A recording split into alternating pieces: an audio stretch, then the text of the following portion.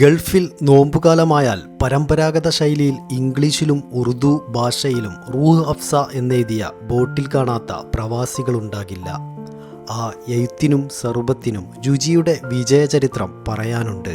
Old ഡൽഹിയിലെ തുഗ്ലക്കാബാദ് കോട്ടയ്ക്കടുത്ത് യുനാനി പാരമ്പര്യ ചികിത്സാ കേന്ദ്രം നടത്തിയിരുന്ന ഹക്കീം ഹാഫിസ് അബ്ദുൽ മജീദാണ് റൂഹ് അഫ്സയുടെ ഉപജ്ഞാതാവ്. 20-ാം നൂറ്റാണ്ടിൻ്റെ ആരംഭത്തിൽ ഉത്തരേന്ത്യയിലെ ചൂടിൽ നിന്ന് ശരീരത്തെ തണുപ്പിക്കുന്ന ഒരു യുനാനി മരുന്നിൽ നിന്ന് പ്രചോദനം ഉൾക്കൊണ്ടാണ് പാനീയം ഉണ്ടാക്കുന്നത്. 19-ാം നൂറ്റാണ്ടിൽ ജീവിച്ചിരുന്ന ഉറുദു കവി പണ്ഡിറ്റ് ദയാശങ്കർ നസീം ലക്നവിയുടെ പ്രശസ്ത ഗ്രന്ഥമായ മസ്നവി ഗുൽസാറെ നസീമിൽ നിന്ന് കടമെടുത്ത വാചകമാണ് റൂഹ് അഫ്സ.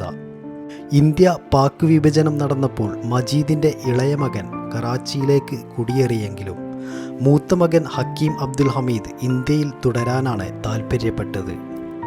കറാച്ചിയിലെത്തിയ മജീദിൻ്റെ മകൻ ഹക്കീം മുഹമ്മദ് സെയ്ദ് കറാച്ചിയിൽ ഹംദർദ് ഫൗണ്ടേഷൻ ആരംഭിക്കുകയും ഇതേ ചേരുവകൾ ചേർത്ത് റൂഹ് അഫ്സ ഉണ്ടാക്കി പടിഞ്ഞാറൻ പാകിസ്ഥാനികളുടെ ഹൃദയവും കീഴടക്കി.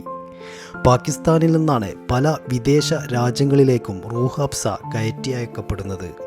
റംസാൻ കാലങ്ങളിൽ ഒഴിച്ചുകൂടാനാവാത്ത റൂഹ് അഫ്സ അറബികളുടെ തീൻമേശയിലും താരമാണ്.